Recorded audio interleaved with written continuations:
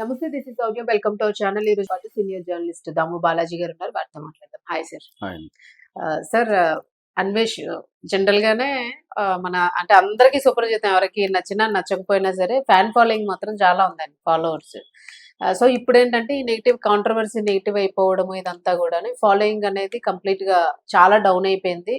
And complete గా వ్యతిరేకత వస్తుంది పూర్తిగాను అని చెప్పేసి అంటున్నారు. సో అది రోజు రోజుకి కూడా బాగా టిపికల్ గా అవుతుంది. ప్రస్తుతం కండిషన్ ఎట్లా ఉంది సార్? అంటే ఎంతమంది అన్ఫాలో అయ్యారు? అంటే వ్యతిరేకత ఎవరి నుంచి ఎక్కువ వస్తుంది?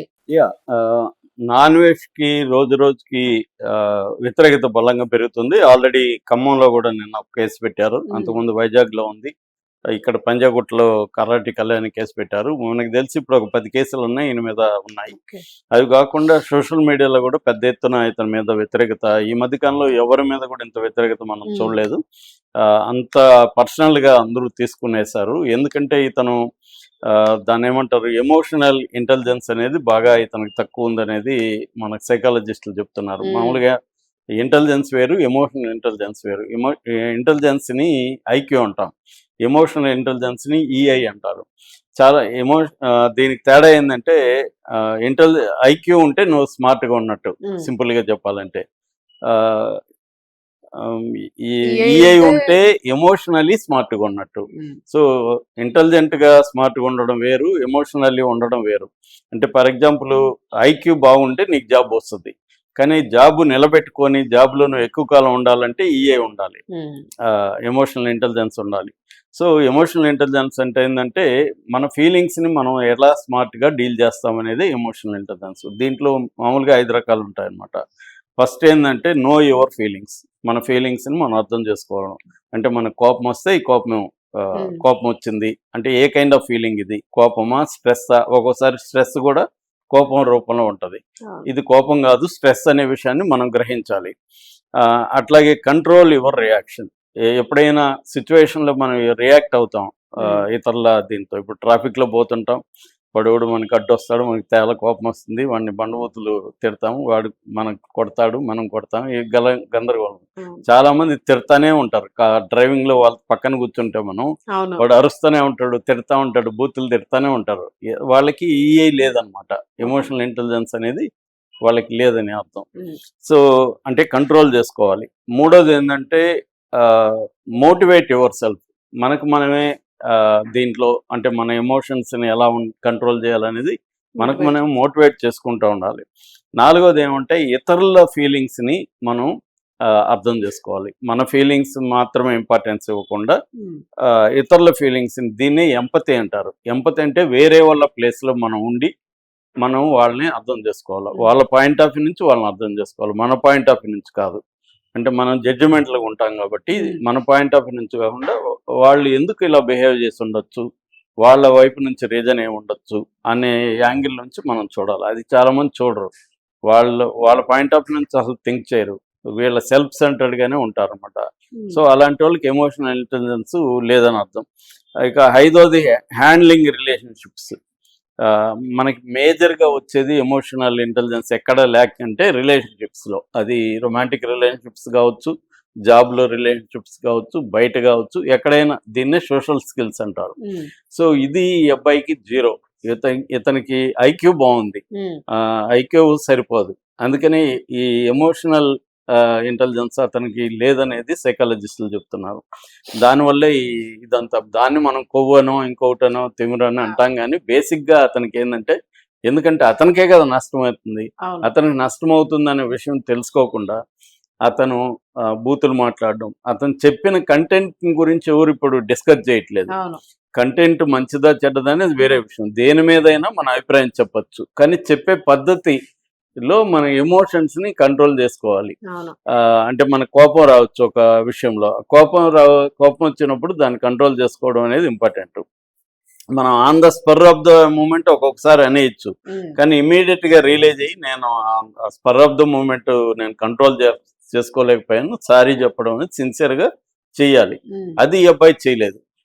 ఇది బండబూతులు శివాజీని తిట్టాడు, తర్వాత ఆయన పెద్ద ఆయన ఏదో కాంటెక్స్ట్ లో మాట్లాడితే కాంటెక్స్ట్ ని పక్కన పెట్టి అతన్ని అతి దారుణంగా అవమానించాడు బూతులతో. తర్వాత గుమ్మడికాయ అది తీసుకొని వచ్చి దాన్ని పుచ్చకాయ. పుచ్చకాయ తర్వాత కీర. కీర తెచ్చి అదొక పిచ్చి పని చేశాడు. దాని తర్వాత సారీ చెప్పేటప్పుడు కూడా అతను సారీ చెప్పినట్టు ఉన్నాడు కానీ తిడతా ఉన్నాడు, మళ్ళీ బూతులు తిడుతున్నాడు, శాపనార్థాలు పెడుతున్నాడు, మీరు నాశనం అయిపోతారు అంటున్నాడు. అంటే తన మీద విమర్శని తీసుకోవడంలో అతను కంప్లీట్ గా ఫెయిల్ అయ్యాడు. ఇప్పుడు కొత్త వీడియో రిలీజ్ చేశాడు సార్, అత్యంత దారుణంగా అదే ఉంది. అంటే చేస్తూనే ఉన్నాడు. మించిపోయింది. నేను ఇట్లా చేస్తూనే ఉంటాను, మీరు ఏం పీక్కుంటారో అవును, నేను 16 గంటలు కష్టపడతాను, వీడియోలు పెడతానే ఉంటాను, మీరే అలసిపోవాలి అన్నట్టుగా చేస్తున్నాడు.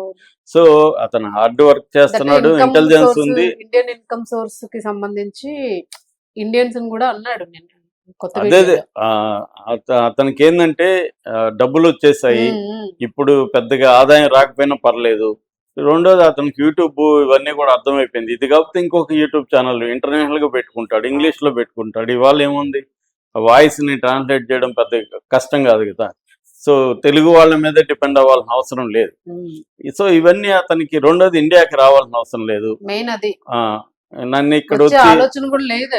అదే ఆల్రెడీ 3 ఏళ్ళుగా బయట ఉన్నాడు. సో నన్నేం చేస్తారు, నేను తెలుగు ఆడియన్స్ లేకపోతే నాకేంటి, మీరు అందరు ఖాళీ అయిపోతే ఖాళీ అయిపోండి, నేను వేరే పెట్టుకుంటాను, నాకు తెలుసు.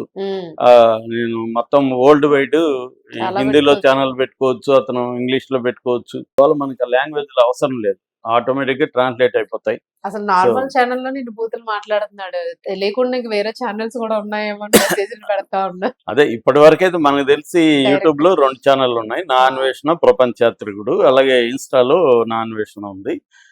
ప్రపంచాత్రికుడు ఏమో జనరల్ గా విషయాలన్నీ కూడా మాట్లాడుతుంటాడు, యుద్ధాలు, ప్రపంచంలో జరిగేవన్నీ. దీంట్లో ఏమో ఓన్లీ టూరిజానికి సంబంధించి వివిధ ప్రాంతాలను చూపించడం, అక్కడ ఎలాగ ఉందనేది చేస్తాడు.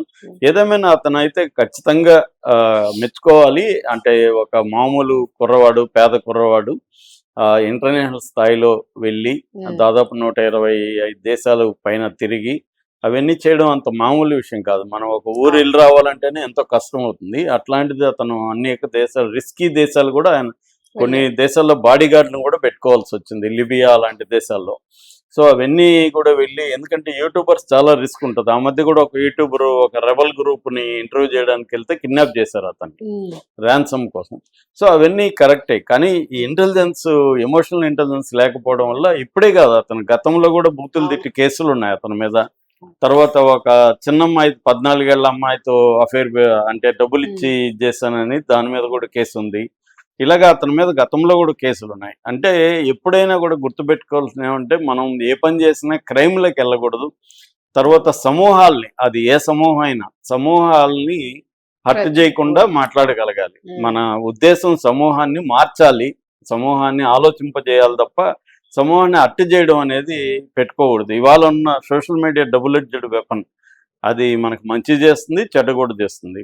కానీ అతనికి ప్రాబ్లం ఏంటంటే, అదే సైకలాజికల్ అంటే అదే అండి, ఎమోషనల్ గా డీల్ చేయలేకపోవడం, ఇంకేం లేదు సైకలాజికల్ కంటే. సో అది బ్యాలెన్స్ చేసుకోవలేకపోతున్నారు. దాంతో ఇప్పుడు ఏమైందంటే ఫాలోవర్స్ దాదాపు ఖాళీ అయిపోయినారని చెప్తున్నారు. బట్ నేను ఇందాక చూసినప్పుడు అతనికి యూట్యూబ్ ఛానల్ ఇప్పటికి కూడా 22,40,000 మంది ఉన్నారు. అట్లాగే ప్రపంచయాత్రికుడు 22,40,000 మంది ఏమో నా అన్వేషణ ఛానల్, ప్రపంచయాత్రికుడు అని ఇంకో ఛానల్లో 21,40,000 ఉన్నారు. అవి కాకుండా దాంట్లో కూడా రష్యా, ఉక్రెయిన్, ఇరాన్ యుద్ధాల గురించి లేటెస్ట్గా పెట్టాడు. అది కాకుండా ఇన్స్టాలో మాత్రం బాగా పడిపోయారు. ఇన్స్టాలో మొన్న చూసినప్పుడు 19 లక్షలు ఉంటే ఇవాళ 14 లక్షలు ఉన్నారు. అంటే 15, నిన్న కూడా 15 ఉంది, ఇవాళ 14. రోజుకి 1,00,000 మందికి పైన తగ్గిపోతున్నారు. ఈ రకంగా చూసుకున్నప్పుడు ఇంకొక 2-3 రోజుల్లో ఖాళీ అయిపోయే అవకాశం అయితే ఉంది అతనికి. కానీ అతను దాన్ని పట్టించుకోవట్లేదు. సారీ చెప్పేశాను కదా, సారీ చెప్పినా కూడా మీరు ఎందుకు చేయట్లేదని తిడతా ఉన్నాడు. సో అంటే ఒక క్లియర్ గా అతను సారీ చెప్పలేదు అనేది ఉంది. ఎట్లా సారీ చెప్పినా కూడా ఇప్పుడు టైం అయిపోయింది, అది పాయింట్ ఆఫ్ నో రిటర్న్ అంటారు మామూలుగా స్క్రిప్ట్ లో. మ్యాటర్ కన్వర్ట్ అయిపోయింది కూడా, తిరిగి రాలేని ఒక పని చేసేసాడు. సో ఆ పాయింట్ ఆఫ్ నో రిటర్న్ కి వెళ్ళకూడదు. ఎవరైనా వెళ్ళినప్పుడు వెనక్కి రాలేరు, ఇంకా ముందుకు వెళ్ళాల్సిందే. అందువల్ల చాలా మంది కూడా అక్కడే ఎక్కడ పాయింట్ ఆఫ్ నో రిటర్న్ అనేది చూసుకోవాలి. ఉమ్, సో అది ఈ అబ్బాయి చూసుకోలేదు. అంటే అతనికి ఏంటంటే నేను దూరంలో నేను వేరే దేశంలో ఉన్నాను, నన్ను వీళ్ళు ఏం చేసుకోగలరు అవును. అన్న ఒక ఇది ఉంది. దాంతో అతను రెచ్చిపోతున్నాడు. నిజానికి అతను తెలుగులో అతను అనుకోవచ్చు కానీ హిందీలో కానీ ఇంకో దాంట్లో ఇలాగ మాట్లాడలేదు. అతను అవును. బలమంతా కూడా ఏంది ఒక శ్రీకాకుళం అవును. తన డైలెక్ట్ మదర్ మాట్లాడడం, ఆ, అదొక విలేజ్ మాస్ అప్పీల్ ఉండడం, దీనివల్లనే అతను జనంలోకి వెళ్ళగలిగాడు. సో కానీ అతనికి ఏంటంటే దీన్ని బ్యాలెన్స్ చేయడంలో ప్రాబ్లం. చాలా మంది ఏంటంటే సక్సెస్ అవడానికి కష్టపడతారు. సక్సెస్ అయినాక సక్సెస్ ని ఎలా డీల్ చేయడం అనేది తెలియదు చాలా మంది. సక్సెస్ ని డీల్ చేయడం వెరీ డిఫికల్ట్ దాన్ ఫెయిల్యూర్ ని డీల్ చేయడం అనేది సైకాలజిస్టులు చెప్తారు. సో అది సక్సెస్ తలకెక్కితే అదే పరిస్థితి. చూడాలి సార్, మీరు అన్నట్టుగా 2-3 days లో ఇంకా కొంచెం మార్పు వచ్చే ఛాన్స్ కనిపిస్తుంది. Thank you sir.